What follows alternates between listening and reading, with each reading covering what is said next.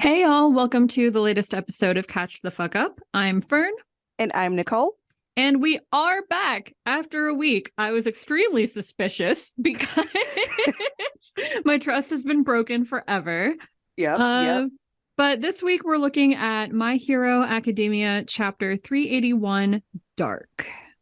And my app has already crashed, so I am starting in my screenshot. So I hope I got all of them. Oh my God. Well, we'll see how long it takes for mine to crash. Yep. All right. So we're just going to jump right into it because last week I was right about something and I've already forgotten what I was right about. Oh, yeah. I was right about Kami. Okay. Yes. Okay. Yes, okay. you were. All right. Okay. So we're jumping right back into the battle right where we left off. We are reintroduced to Kami, Inasa, and the meatball guy whose name is Seiji. We're going to keep calling him Meatball Guy. Yeah, I don't feel bad about misremembering his name at all. No. Also, not surprised that his dad's a cop, but we'll get to it. We will get to it, and specifically like what sort of cop his dad was, which I think we did not know before this. I don't think so, no. Yep. So first we have Kami underhandedly insulting the guy right to his nutsack face. I love that comment so much. It's so Kami. Like I thought he didn't have a face. This is just a dude. Oh, Kami, never change. Never changed. Never. Okay. And then they basically continue. They like have a three-pronged little monologue about being heroes. And like as much as Seiji would like to just murk All for One, which I would also like to see. Yeah, I was gonna say, actually, you know what? I'm gonna give him that one. I can't exactly blame him. Yeah, just do it. Just try it. I won't be mad.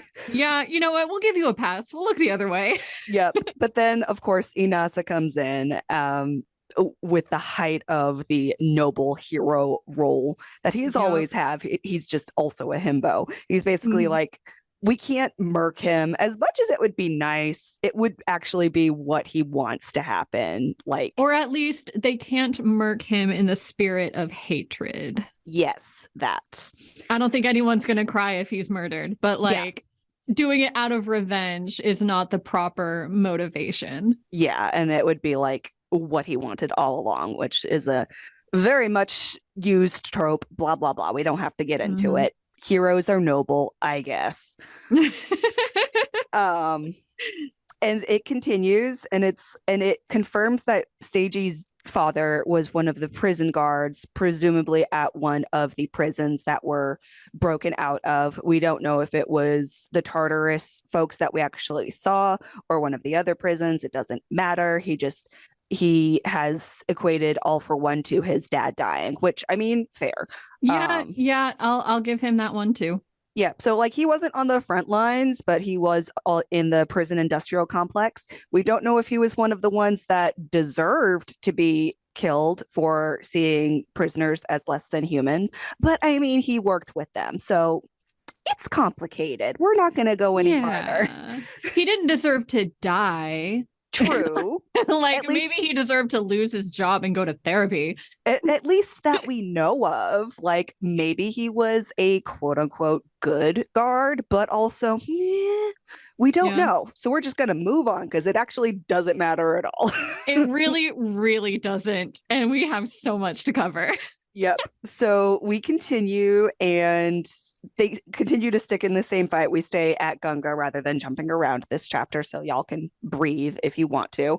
I mean, there's still plenty of jumping around, but that's because there's too much going on in one place. There's just a lot going on at Gunga. So we basically move back down to the ground forces where Pixie Bob is, and she basically lets them know and lets the audience know that the word has spread that Deku and Shigaraki are on the ground, which is not good. Izuku. Well, you know what? We can't even get into it. We'll get into it next chapter, I'm sure. I'm going to hold my tongue. We're going to get into a lot, but only when it is right in front of our face. So she's basically like updating Meatball Guy of what's going on. Like there's other Shiketsu folks there.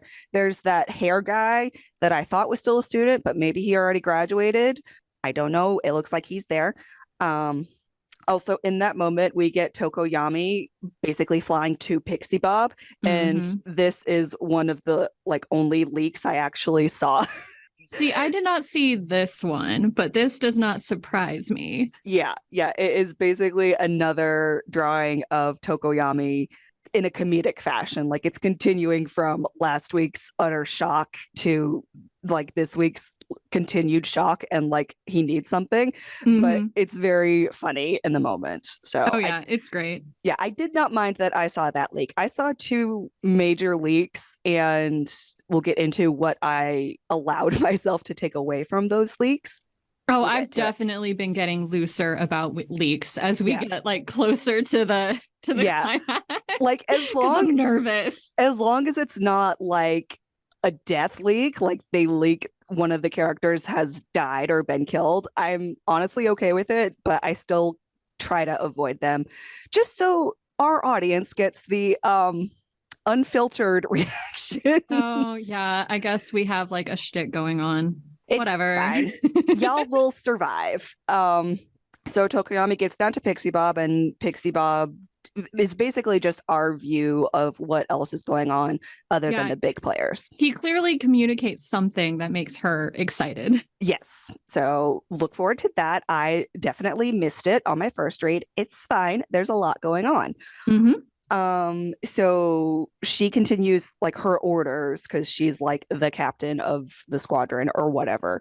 Um, and basically they need to subdue Toga and hit AFO with every ranged attack they can because he can't touch them or he'll take their quirk, which Yes, is rude. this gives me a little more hope, but we'll get there when we get there. Yeah, we'll get there. So with Inasa whipping up this like whirlwind sort of thing to get all of the twices like up in the air where they can't cause damage, we actually see AFO catch one of them either because it was about to hit him in the face or because he wanted to try something. We'll get to it. But we switch over now to Hawks, who is back in communication with Sukauchi, which fine, I guess. I guess he's like strategically important or whatever. Yeah, that. But yeah, basically all of the stuff that happened in previous chapters, we're starting to see the effects of. Their comms are back up. They've got backup now. Like yeah, we're past like the dark night of the soul part of the fight and back to a more hopeful and more strategic part of it. It's not to say we won't go back to another dark night of the soul because God knows Hori likes to throw those at us. But right now we'll we're probably on the go through like several waves. But yes, we're at the crest of a wave right now. Several dark nights. Thanks, Horikoshi. All right. So with that, from Sukauchi's little thing, we get just a little blip of information that Shiketsu has arrived. They had actually called them to come in as backup, but before they called them, they were already on their way. So we still don't know what's going on with the civilians, and we don't find out this week. So nope. Yay. I'm kind of thinking we won't find out till like the very end and the heroes show up and they're like, hey, so what happened to y'all? And they're like, let me tell you. Let me tell you. We just went through. These toddlers here, they kicked a bunch of villain ass, and I did not want to stop them because they kept and it was just terrifying. And now I don't know what to do with them. Yep, they just kept screaming weenies. We don't know where that came from, but that was their battle cry. So we just kind of let them take care of business. Oh my God, that would be so funny. So irresponsible, but so funny. So funny. I mean, those kids did have really good quirks, so maybe they wouldn't be able to like stand in their way, but we'll get to it when we eventually get to it. Oh Lord, there's so much. Yep. So with that knowledge, Sukauchi basically reinstates and repeats the order of keeping All for One here away from Shigaraki. And like, we have to keep him here and defeat him here. And that may decide the war itself, which we already knew. Yeah, he's just reminding us because a lot has happened. So much has happened. And if you're like an actual shonen audience member who's like 12 or 14 or whatever the target is at this point, we need the reminders just as much as y'all do, because like I'm an adult with a supposedly fully formed brain, and I need like all these reminders. Yeah, seriously, our brains, they work better, but also they don't work as well. It's a trade-off. It's fine. In case any teenagers are out there and we're wondering. Yeah. It's okay. We're not going to get into that because we have a lot to cover here. So all of these episodes are just going to be super long. That's just how it is. Yep. Sorry, not sorry. So with that, we moved back to AFO's point of view, unfortunately, and we see him try to grab hold of one of the twice clones, and it immediately just bursts into goo because they're not very powerful. There's just a bunch of them. And he makes the comment, either out loud or in his head, that he can only steal a quirk by touching the real body, which means that he can't get Twice's quirk from any of these clones. He can't get Cammy's quirk either. Right. And he would not be able to get Toga's or Twice's quirk unless he actually touches the Toga Twice clone. So, and that would also open up a whole can of worms of if he were to touch Toga at this point while she's using Twice's quirk, would he get both or would he just get Toga's? That's an interesting question. I don't think we're going to get an answer. I know we're not. It's just one of those things we're going to have to ponder in fanfic. I know we might because of what you want to see. Yeah, that is. We'll get to it. Oh, good Lord.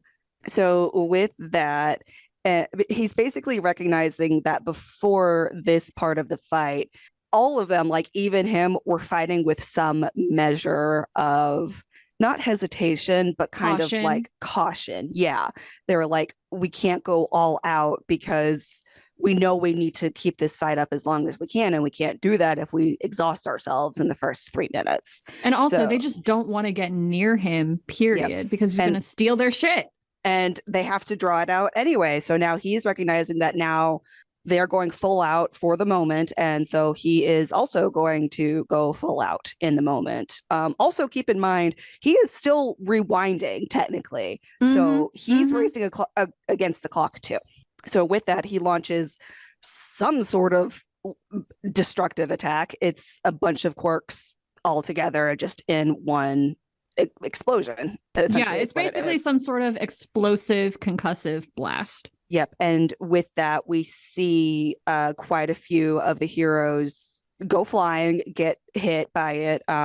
There's one panel I don't recognize anyone in, but there's another one where the Mushroom 1B student is hit by the explosion. Wait, is that Kamui Woods? It might be. That's what I thought it might be, but I can't remember where he is right now. So I don't either, but it looks like his mask and his head. So it might be him. So it's just not clear. It's just showing a bunch of people are getting hit, including Hawks, who's apparently his whole head is like bleeding. Well, head wounds do bleed a lot. Like even small ones. They always look a million times worse than they are. Yes, I agree. But I also hope it is just a head wound and he's not like been scalped somehow. I don't even remember how he got the head wound. So I don't either. But also, God, poor Mushroom Girl. She looks rough. She looks really rough, and she's so tiny and cute anyway. I just want to put her in my pocket. Yeah, I'm really sad. She's not having a good time. She goes flying. And with that, we see a few other of the heroes getting hit by the attack and like trying to withstand it. I think one of them is either Hound or Gong Orca's boyfriend from the little bonus episode. Well, isn't that also Hound? No, they're two different people. Oh, yeah. No, it's that lion guy. Yeah. It's either lion or Hound. Oh, wait. Hound is with Skeptic. Like he went with Miss Joke to get Skeptic, I think. I don't remember. It also doesn't matter. I don't know why we're getting hung up on this. There's just so much to see, and it leads to so many other little tangents. And we're both like on the spectrum. So, so we see something shiny and we say squirrel. Yep.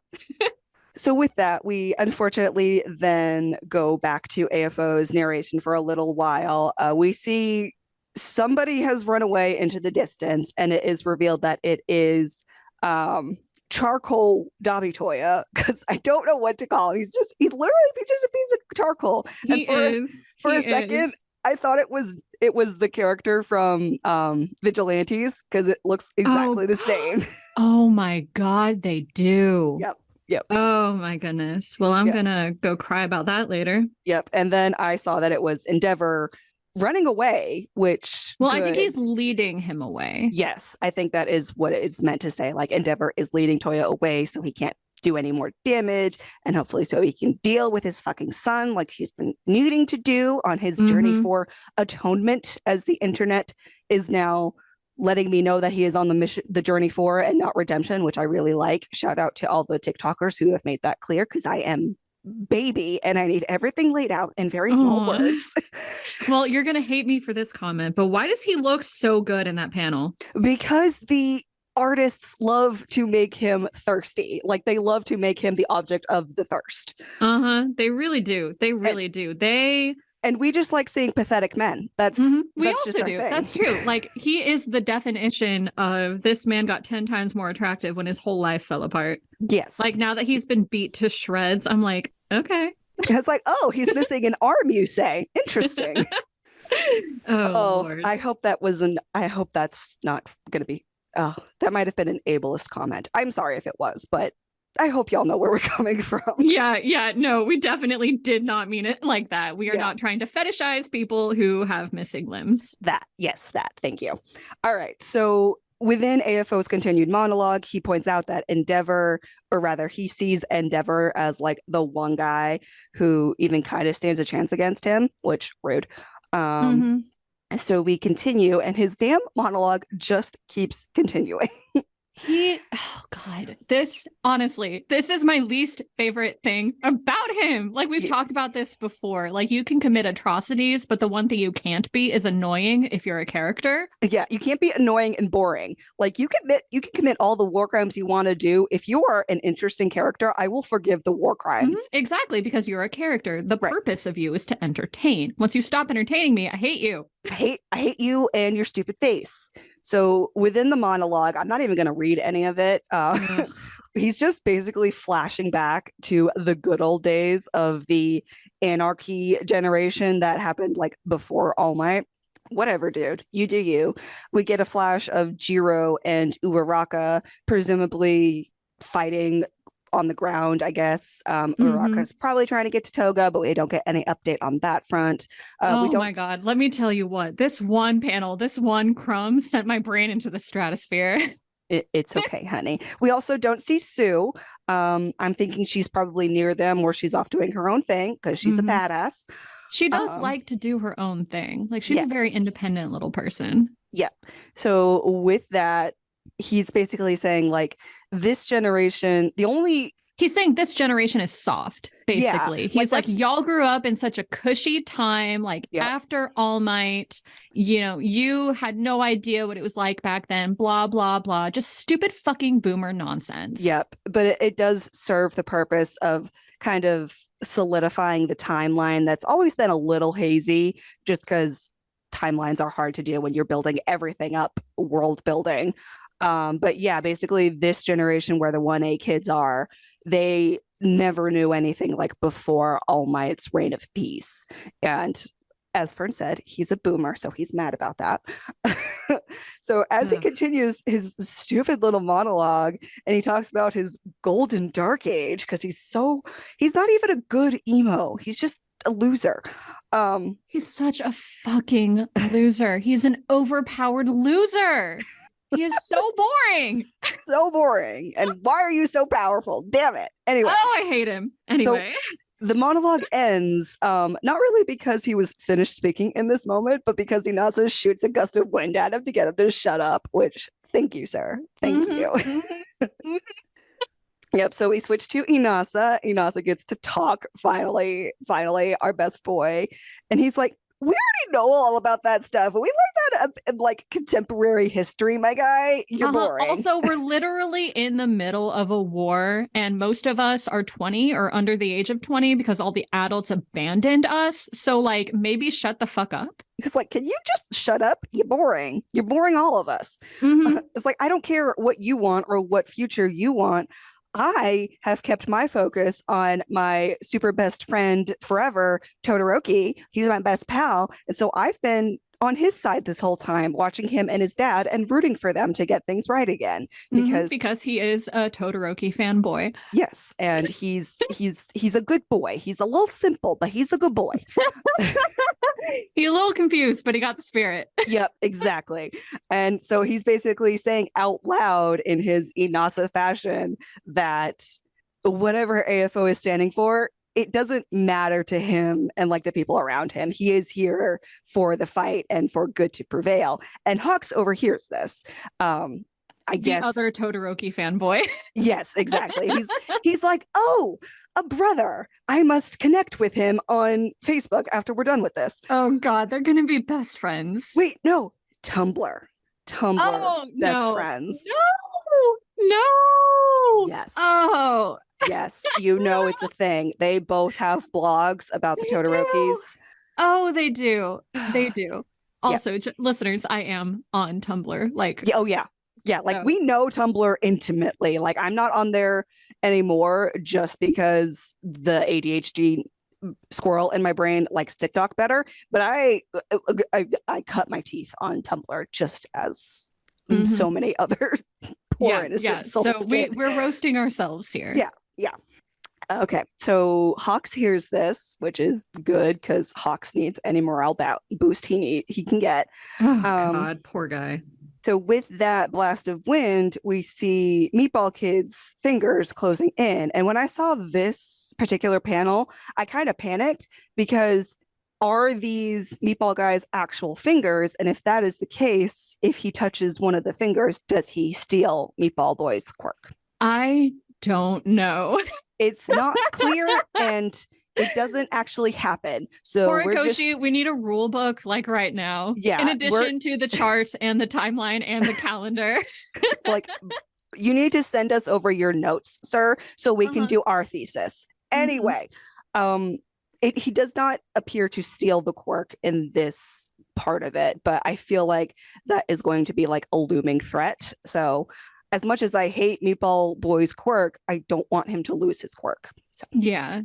And actually, he's being significantly more helpful than I ever thought he could be. So, yeah, exactly. So with that, AFO says again that it is time to steal some more quirks, which is like his whole shtick. You're so boring, bro. Ugh.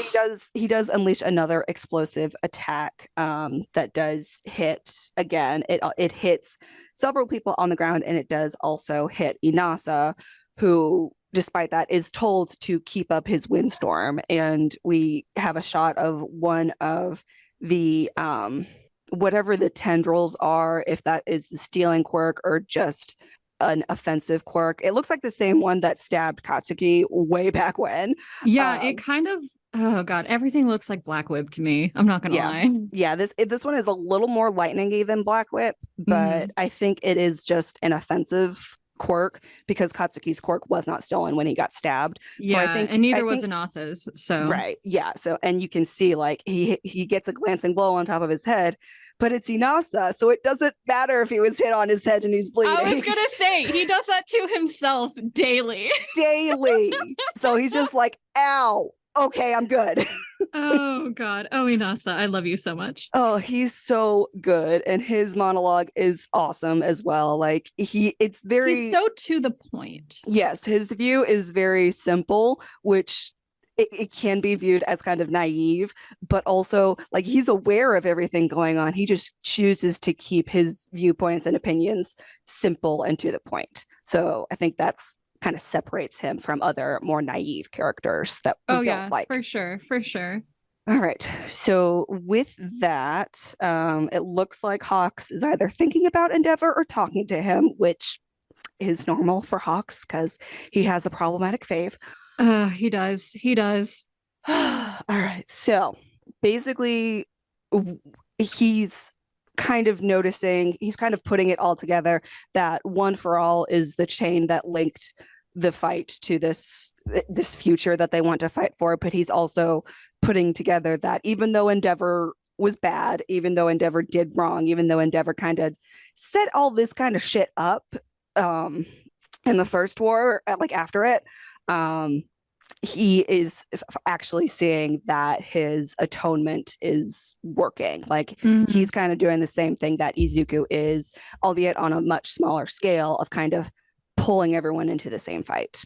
Yeah, and I really, really love the continuation of that shooting star metaphor that we had, where now we see like a whole bunch of meteorites splitting off of this like giant, I get them all like meteor, asteroid, I get them all mixed up. But basically like just the visual reference of like one for all touching other people's hearts and then sending them on their own trajectories. Yes, exactly. The way Horikoshi's drawn it here in these panels is very nice. Yes, and they're all on their own trajectories, but they're all kind of aiming at one point in the future to accomplish it. So yes, it's very nice. So with Hawks's exclamation that the atonement is working and that everybody is in fact still on this hopeful trajectory, we go back to AFO. Gross. And he's like, I don't like to see when their eyes are happy because I'm stupid and boring. But he does unfortunately make the connection that they might have been hopeless before, but they are working themselves back up to hope again. Yeah, like even if your hope snuffs out, like you can rekindle it. And I think that's another very good metaphor. Yeah. And unfortunately, he notices that and he knows he needs to snuff it out again or the fight will continue to turn in their favor. And so he speaks very dramatically and he tries to intimidate and threaten them. And we we turned the page and I literally gasped. I needed a minute. It's also so good. It is so good. It is perfect. The art in this chapter is spectacular. Yep. So I turned the page and I saw what it was. Before I describe it, I turned the page and then Fern pinged that they had finished the chapter. And this is like 5 pages from the end of the chapter. And I'm like, wait, no, I'm slow. But wait, what's happening? Okay. So with that in mind, this page, it has shrunk AFO to a very small frame. And even though he's got his stupid little attempted wings with the quirks, lots of dark angel, like Luciferian, Western Christian imagery going on. Right. But behind him, which we know Horikoshi has a hard on for. Right. I mean, look at Momo. Anyway. I mean, yeah, look at what's her name? The Vine Girl.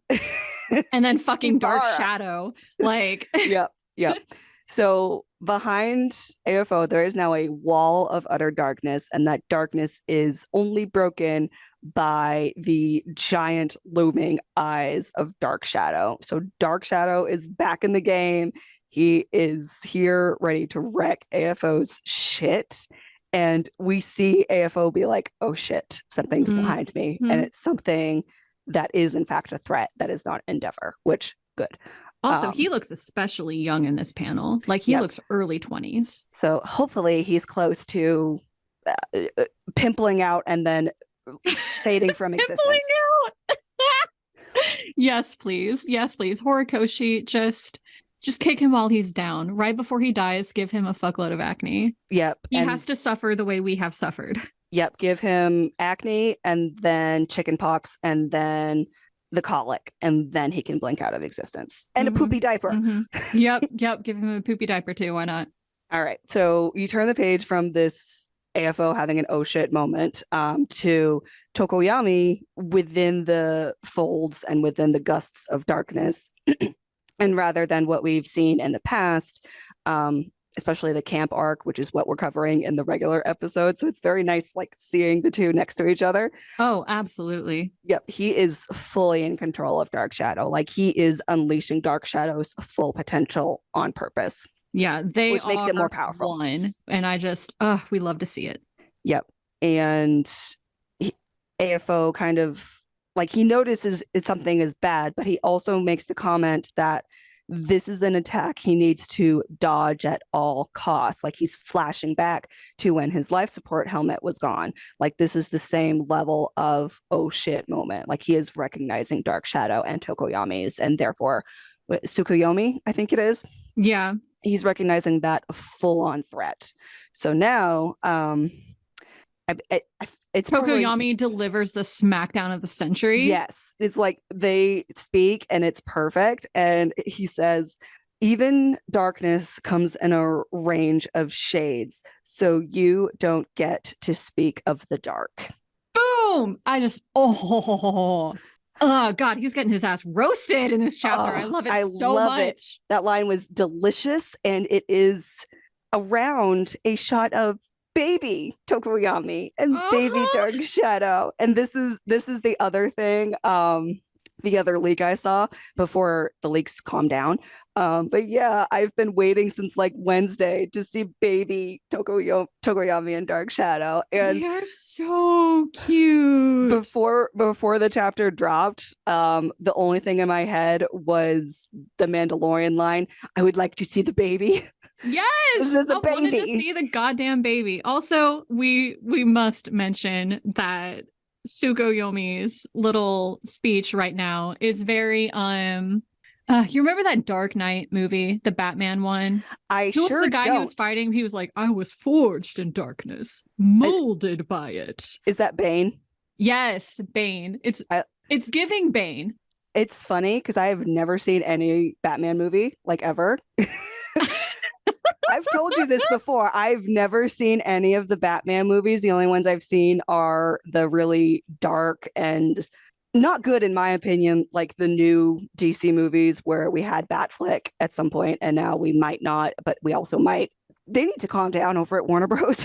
But yeah, I've seen no Batman movie, especially not the Dark Knight ones. But yeah, that sounds like Bane. And also Bane is played by the same guy who also plays Eddie Brock and Venom. Yeah, that was like, fucking Tom Hardy who delivered that raw ass line. So like everyone go congratulate him for his range. Yep. It's like him and Tokoyami are now on the same level. Mm-hmm. And I do want to point out that they have these two little dolls. It's very important that I point these out before we continue. One of the dolls is a little Birdman hero. Don't know who it is. It might be an Easter egg to a Japanese character. It may just be a bird hero in world. Love it. There's another one that kind of looks like a dragon. Maybe it's Godzilla. I don't know. But above them, there is the Batman wing. And sir, you're not even subtle anymore. Mm-hmm, mm-hmm. I love that baby Tokoyami had a Batman themed bedroom. That's so cute. Because of course he did, because he's a baby. He's such a baby. and he and Dark Shadow, like in that moment, they're like little friends. They're getting along. They're little brothers. And it's like, oh, so cute. So baby. They're so tiny. I love it. Yep. So after he delivers that banger of a line, he does continue. And he says, that muddied, dismal darkness you brought about, we've already devoured it whole. Double boom. Double own. Burnt oh my God. So beautiful. Also, I love that he flashes back specifically to the time where they managed to convince not just Izuku to come home, but also convinced like the other people to let him in. Yeah, he's specifically referencing when they defeated and devoured the same darkness AFO tries to cast. Like, he's specifically remembering, like, we've beaten this before, and therefore we have already beaten it. It's beautiful. It's wonderful. It turns the darkness is bad trope right on its head, because like the various kinds of darkness of the soul and how not all of them are self-destructive. Yep. And it also inverts that trope that we're going to mention eventually when we get to the specific episode. But as we mentioned before, we are going to do a colorism episode specifically.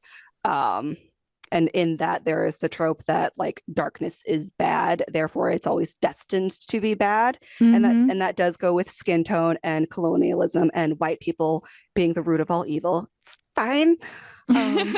Actually, on that note, this seems like a good time to bring it up. Do we want to talk about how similar Dark Shadow and Kurokumo look?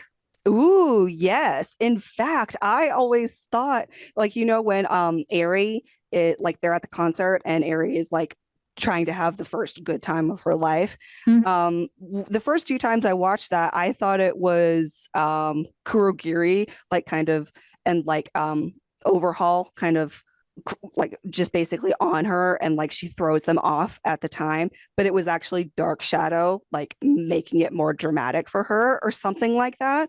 Like they're literally all done in such a way that they are supposed to be reminiscent of each other and they are supposed to be like each other. Yeah, and Horikoshi said no.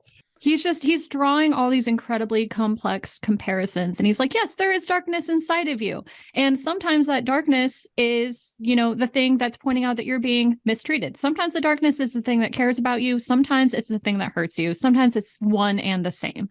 Yeah. Like, shit is complicated. You can't tar people with one fucking brush and be like, that's who you are. Period. Dot. End of story. Goodbye. Like, you just can't fucking do that. It doesn't fucking work like that. Shit is complicated. Get used to it. Get over it. Like shit is complicated, and dark does not equate to bad. Like, y'all need to grow. And I just, and he does it so simply too. He puts it in ways that are so easy to understand and so accessible. And children understand it. And I'm mad at his talent. Yep. Jinx. Okay. So with that, we've now panned back enough to see that Dark Shadow is literally destroying the forest as he towers over All For One. Well, I'm thinking what's happening is that, you know how motherfucker Inasa's wind is blowing shit around and it's literally uprooting trees, like the trees that are on fire specifically. Yeah, I think Dark Shadow is so big and so strong that whenever something hits him, it just splinters.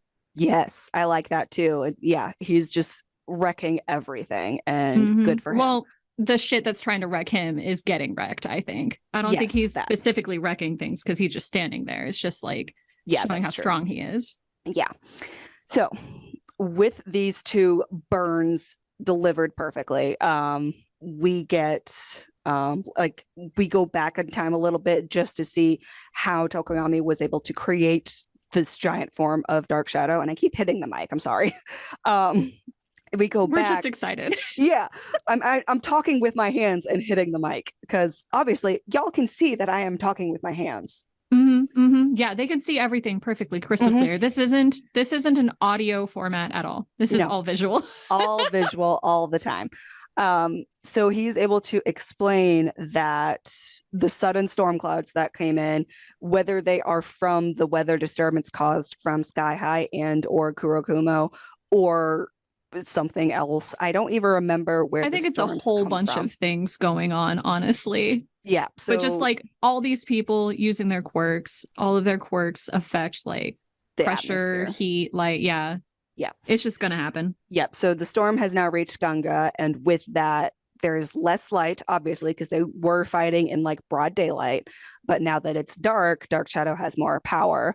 And when Inasa came and basically knocked out the forest fire that Charcoal set off, he was able to go to Pixie Bob and say, hey, with these things happening, I need you to cover me in earth for a second because I need to power up. And he did it beautifully. That's why she looked so excited, because she's like, yes, my son, rage, because she knows exactly what he's capable of, because she was there when he was literally battling his inner demon in a cave. So exactly. And she's like, yes, I will bury you so you can rise out of the grave, my emo son. Yes, king, you do it. Perfect. So with that, he then continues Tokoyami's monologue with his two burns, and he explains the reason that he's actually there. It's not just because he's with Hawks, because that's like his partner. He was told by All Might that AFO couldn't get Endeavor's quirk just by touching Endeavor's flames. And that is why Tokoyami was chosen to come with them to support them, because Dark Shadow is the same.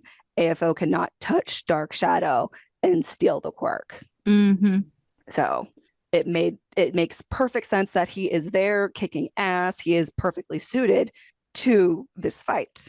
And with that, he unleashes his big move, his Dark Shadow total release. Oh my God, I felt chills when I saw that.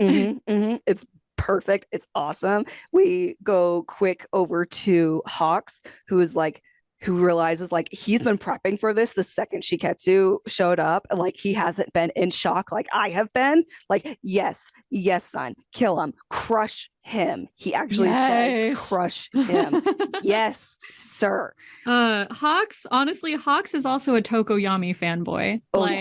He really, really respects this child. Maybe a little too much, but like but like he knows Tokoyami's here to wreck shit up. And then we also see Inasa give him a tailwind, which is essentially giving him more strength and more speed. So now, obviously, now that Inasa and Hawks have been like connected, they are going to start a Tsukuyomi blog together. Yep. This is how his fan club is formed. These are the two founding members. Hey, fan club. Oh, remember when I wrote a fanfic when things were good? I do. Okay. All right. So with that, we switch back to Tokoyami, looking back at when he was defending Hawks and like helping him. And also Hawks is like, if I was able to pay anything forward to you, if I was able to give you any sort of strength, I'm glad that I did what I did. Like, he's not glad that he had to kill twice, but he is glad that he was there to give Tokoyami some measure of new strength. And exactly. Like, back to Horikoshi's thesis statement. Shit be complicated. Yep. So with that, we have one quick panel of Dark Shadow going right up to AFO's face and be like, bitch. And AFO does try and touch him and nothing happens because that is not the body. That is not the DNA. Well, also, he's like throwing up his hands as like a measure of protection. Like he's trying to push back. Yep. And with that, we see him continue the name of his new move, and it is Abyssal Black Body, Light of Balder. God, he is really into Norse mythology. He really is. And with that ultimate move, it looks like he just fucking slams AFO into the ground. And that is where the chapter ends. And I am beautiful. Pumped. I am loving it. I'm like, yes. All the pieces are in place for a reason, not just flipping a coin. God. I love seeing him get his ass kicked. I do too. So beautiful. And I love that it is Balder, which I confess I don't know too much about Norse mythology. I just kind of know that Balder was one of the cool dudes in the Norse pantheon. Like everyone liked him. Like he was just a cool dude. Yeah, I'm pretty sure he's the one that Loki accidentally killed. Yes, yeah. And like before that, everybody like really liked him. Nobody had a bad word to say about him. And then Loki did something. I don't know the story. And I do. I'll tell you later. Okay. It involves mistletoe. It's this whole thing. Oh, yeah. The mistletoe, and it turns red because Freya's crying. I know things. Yep. I know things. Okay. Anyway, all that to say is that I think the name of this move is very well chosen. Like Balder was like the good guy. Like he kind of encompassed. The light of Balder is a reference to something specifically, but I don't remember what. That's exactly. But it's basically saying that like invoking Balder, like invoking the guy that everyone liked, like nobody wanted to beat him or defeat him. Like he's invoking that level of like goodness, I guess. And Norse folks, forgive me if I'm getting everything wrong, but this is what I know of Balder. Like he's the guy that everyone liked. So invoking that and invoking the light of Balder to literally just crush AFO into the ground. Love it. Perfect. Awesome.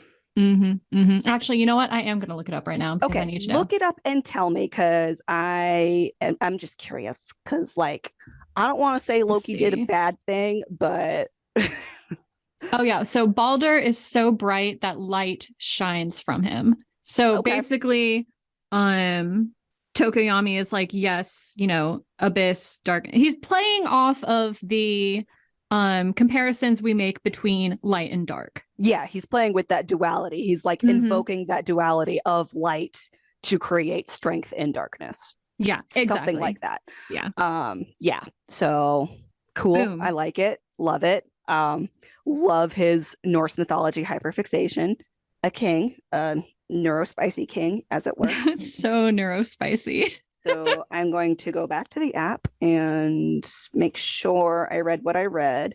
if it would cooperate. Yes. Okay, supposedly new chapter coming in 7 days. But again, my trust is broken forever. Again, so. we are a little suspicious, but we will put it in the planner. I do have one more thing to talk about before we sign off. Yeah, I was about to say, was there anything else? Because I feel like we covered a lot on the tangents, but was there anything else that you saw? Because I didn't really see anything else. I was just agog. So I am revising my Toga Choco predictions. Yes. And the reason I'm still on this is because Horikoshi explicitly stated that he spent a lot of time on the final Toga Choco confrontation. Like, he put a lot of effort into it. He's really excited to see it come out. He's taken his fucking sweet ass time about it. But we will get that final confrontation eventually. So I'm still waiting to see it. And I keep trying to predict what I think is going to happen. So we're seeing that Inasa so far is playing a supporting role. Like, his job is to, get rid of as many of the Twice clones as he can. Right. And put out the fire, which he's done that. And then he's playing a supporting role for Tokoyami. Tokoyami is targeting All for One, which does still leave Toga on her own. So I'm assuming that Ochako is still, like, we're still going to have them, like, coming face to face, having their heart to heart, whatever. I no longer think that All for One is going to do the whole, like, he sees that Toga is about to turn, so he decides to crush her instead. Which would lead to Ochako's level up that I'm still fucking waiting for, because I know that bitch is crazy. I know she is. It's and I need to see it. Literally everyone else with like an emitter quirk has gotten a level, not even the emitter quirk. Everyone has gotten a level up in 1A. I need to see Ochako's. I need to see what she can do. And like, she's only had a mini one so far, because now we know that she can keep a plane in the air while she can pull a plane out of its downward trajectory and get it back to hovering in the air, which is still really fucking significant.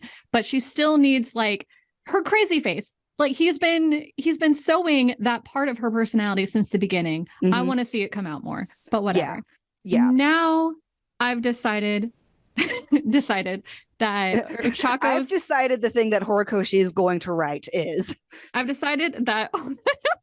Basically, yes. Ochako's level up moment is no longer... I don't think it's going to be triggered by All for One. I do think it's going to be triggered by Toga. And somehow that is going to be the thing that subdues Toga somehow, maybe saves her. I don't know. We'll see. But I want it. Yeah, I can see, give it. I can see something happening with or without All for One, definitely. Hopefully now that AFO is in the ground, we can have a moment for anybody else. Right?